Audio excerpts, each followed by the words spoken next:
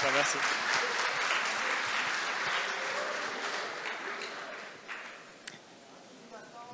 Merci Augustin, merci à tous. On est ravis de vous recevoir tous ici. C'est un moment fort pour le projet Wakweli et pour tous les autres projets aussi. Donc, c'est mon plaisir de vous présenter un peu tout ce qu'on fait avec ce projet intriguant. Tu peux laisser ce slide-là. Très bien.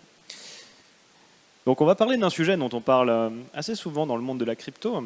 C'est les arnaques. Mais déjà, laissez-moi vous poser une petite question. Qui ici a déjà acheté un NFT? C'est facile. Voilà, super. Et combien de temps vous avez passé à faire votre due diligence avant d'acheter votre truc pour être sûr que c'était pas une arnaque, quoi? Ça prend un temps de malade. Je pense que vous ici, enfin, on est entre nous, donc vous savez quelque chose. Nous, on en sait quelque chose aussi avec mes cofondateurs ici. Ils ont créé un des premiers jeux de cartes digital avec des assets sur la blockchain. C'était en 2015. Ça s'appelle Spells of Genesis et c'était sur Bitcoin parce qu'à l'époque, Ethereum n'existait pas. Donc on est dans un autre monde, quoi. Et cette collection qui représente les assets historiques de la blockchain, il y a plein de cartes à collectionner, elle a été déterrée par les archéologues du NFT pendant le boom des Bored Ape et s'est montée à plus de 400 millions de dollars de market cap. Autour de ça, on avait raise 900 bitcoins avec l'équipe, c'était toute l'aventure et tout. Et en fait, il s'est passé quelque chose. C'est que sur OpenSea, c'est presque impossible d'en trouver une qui n'est pas un scam. Et avec des cartes qui trade pour certaines à plus de 50 000 dollars, en fait, ça pose des vrais problèmes. Déjà pour les joueurs. T'imagines, il y a un joueur, il a une carte à 50 000 dollars et il voit la même carte qui est listée à 30 000. Il se dit, oh super et tout, je peux faire une OP, j'achète cette carte, je revends l'autre, c'est génial. Il fait ça et en fait, il n'a pas vu que c'était un scam. Et du coup, paf, 30 000 balles en moins, c'est super, il se fait éclater par sa femme direct quand il rentre sur ça. Voilà.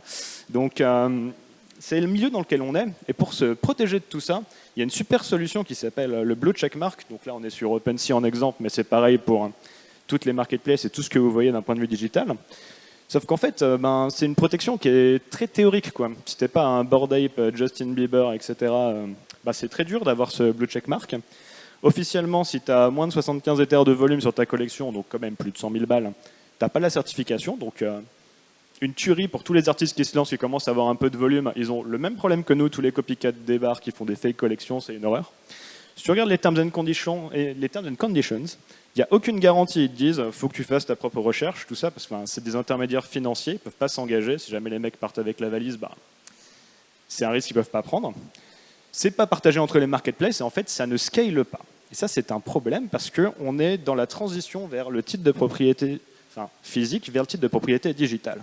C'est la même transition que le courrier papier et les emails. Vous avez vu tout ce qui s'est passé avec les spams? On a dû complètement changer notre manière de visualiser les communications électroniques, quoi.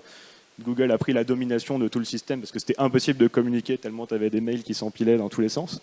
Et en fait, c'est un marché colossal. Dans 6 ans, c'est 16 trillions of dollars, c'est 16 000 milliards, donc il y a 12 zéros derrière le 16. Et en fait, il n'y a rien qui scale pour le protéger. Parce que ce n'est pas 10 à 100 personnes dans des équipes de compliance qui bossent chacun dans leur silo qui peuvent résoudre ce problème. En fait, c'est des dizaines de milliers de personnes qu'il faut en permanence. Et là arrive Wakweli.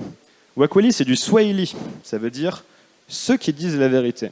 Et en fait, Wakweli, c'est un nouveau protocole. C'est un protocole de certification universelle. Vous pouvez certifier n'importe quelle collection de NFT, ou même des biens du monde réel. Votre maison en France, ça marche aussi, parce qu'on pointe vers les assets. Et c'est géré par la communauté. On a créé tout un système où n'importe qui peut demander un certificat, et n'importe qui de compétent dans ce domaine peut le valider. Autour de tout ça, il y a un jeton de confiance magique, le Waku, qu'il faut bloquer dans chacun des certificats. Et on met de la valeur dans ces certificats, ce qui fait que les assets sont vraiment protégés. Et pourquoi ça marche? Parce qu'en fait, un mauvais acteur dans ce système-là, en fait, il n'a rien à y gagner. Il a tout à y perdre, vu qu'il a sa valeur qui est verrouillée, sa réputation dans les certificats. Et là, on a ce badge universel, Wakweli de confiance, qui est intégrable facilement dans toutes les marketplaces. Et bientôt, notre extension Chrome va être release, et vous pourrez le voir partout, quoi. Et on a build pendant le bear market, on avait closé un round de financement, on a eu bol un peu avant, quoi. On a levé un peu plus d'1,8 million. Donc le produit, il est prêt. On l'a release la semaine dernière, dans la sueur et pas la souffrance, ça a plutôt bien marché en fait. Donc là on étend, donc on recrute du monde, vous pouvez rejoindre les early adopters, vous pouvez venir certifier votre collection, vérifier vos assets dans votre collection aussi. Et le petit bonus, c'est que pour les contributeurs, comme c'est un projet géré par la communauté, ça y est, il y a des allocations qui sont ouvertes aux community members. Donc rejoignez-nous sur le Discord, partagez vos assets et contribuez à ce beau projet qui vraiment est là pour sauver ce marché de $16 trillion. Merci à tous.